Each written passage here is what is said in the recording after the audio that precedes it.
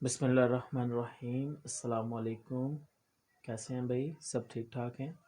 Okay, last time जैसा कि हमने एंड किया था 10.11 न्यूमेरिकल के ऊपर, तो आज हम अब स्टार्ट करेंगे। जो क्वेश्चन है हमारा वो है 10.14 का जो बी पार्ट है वो देखेंगे, क्योंकि जो ए पार्ट है वो डेफिनेशन वाला है और जो कि हमने ऑलरेडी पहले से कवर अप कर ली थी।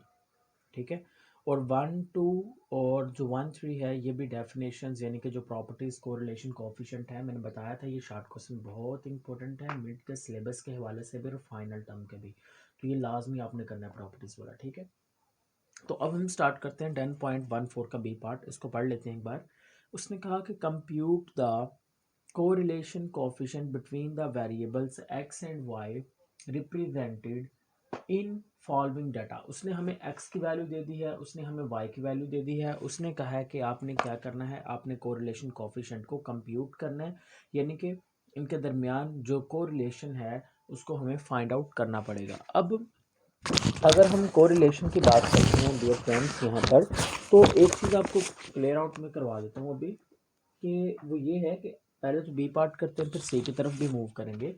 अब बी पार्ट में देखिए ज़रा पहले, सबसे पहले उसने हमें कहा कि correlation coefficient between X and Y find करना है, तो उसने हमें एक्स दे दिया और वाई दे दिया। तो सबसे पहले मैं करूंगा समीशन एक्स करूंगा जो कि आया 36। फिर आप समीशन वाई करेंगे जो कि आपके पास आएगा 60।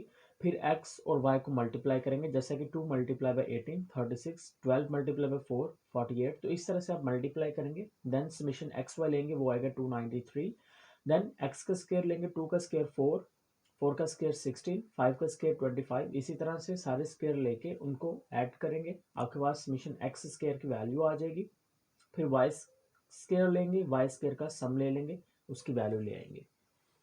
अब क्योंकि उसने कहा कि हमें कोरिलेशन फाइंड करना है एक्स और वाई के बीच में, अब कोरिलेशन फाइंड करने का जो फार्मूला है वो ये है, R X Y is equal to summation X Y minus summation X summation Y divided by N. नीचे देखिए summation X square minus summation X, ऊपर ब्रैकेट में स्क्वायर आ गया, divided by N, bracket close, दोबारा नई से bracket, summation X Y square minus summation Y का स्क्वायर डिवाइडेड बाय एन। अब इस फार्मूला में जो जो वैल्यू आपको पुट आउट करनी है वो सारी हमने यहाँ पे ऑलरेडी निकाल ली है कंप्यूटेशन में। अब n क्या है, n आप यहाँ से फाइंड कर लें, काउंट कर लें कितने हैं आपके पास। तो n आपके पास यहाँ पर 6 उसने टोटल दिए वैल्यूज, तो 6 हमारे पास n हो गए। तो मैंने सेम टू सेम इसी फार्मूला के अकॉर्डिंग सारी की सारी वैल्यूज पुट की हैं, इसी फार्मूला के अंदर यहाँ से ली हैं जो कि मैंने निकाल रखी थी। तो इन सारी चीज़ों को आप सोल्व करेंगे तो उसके बाद आपके पास सोल्यूशन में ये कुछ बच जाएगी वैल्यू। आप 50 को 106 से मल्टीप्लाई कीजिए और इसका अंडर रूट लें तो आंसर आएगा 72.80। इसको कंप्यूट करिए तो आर एक्स वाई आ जाएगा 0.92। और हमने कहा भी था कि इसकी जो वैल्यू होती है आर की वो +1 और -1 के बीच में एग्जिस्ट करती है। ये एमसीक्यूज के तौर पर हमने प्रॉपर्टीज में पढ़ा था। अब ये हो गया हमारे पास बी पार्ट। लेकिन अगर हम सी पार्ट की बात करते हैं तो सी पार्ट जो है वो थोड़ा ज़्यादा इंटरेस्टिंग रहने वाला है। क्यों? क्योंकि उसने कहा कि यहाँ पे देखिए ये वाला, हाँ जी, सी पार्ट उसने कहा मल्टीप्लाई एक्स वैल्यू बाय 2, यानी कि एक्स की जो वैल्यू है एक्स को पहले 2 से मल्टीप्लाई करें और इसमें 6 ऐड कर दें। फिर उसने कहा कि y को मल्टीप्लाई करना है 3 से और उससे 15 निकाल देने हैं।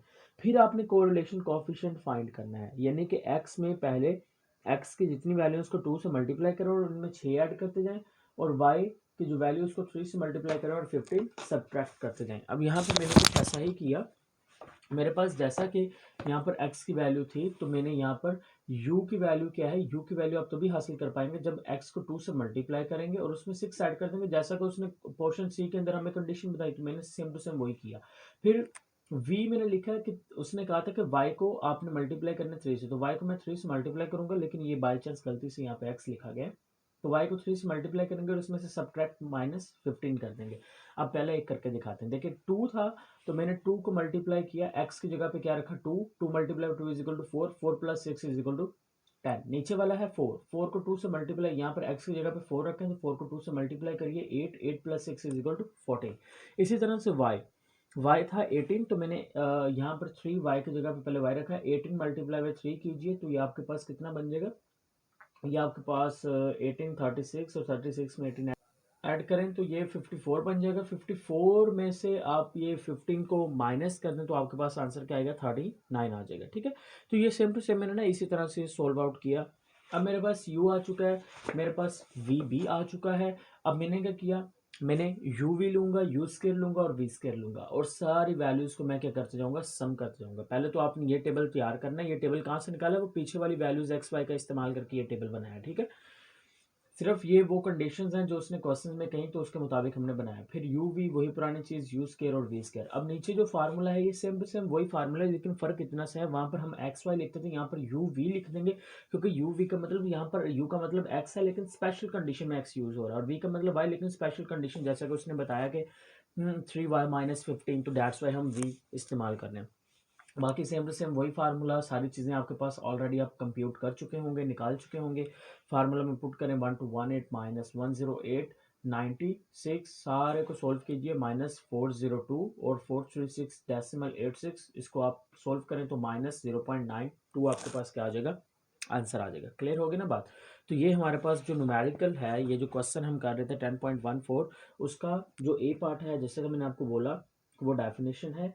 बी पार्ट जो कि है वो हमने सोल्व कर लिया। अब सी पार्ट भी हमने इसका सोल्व कर लिया।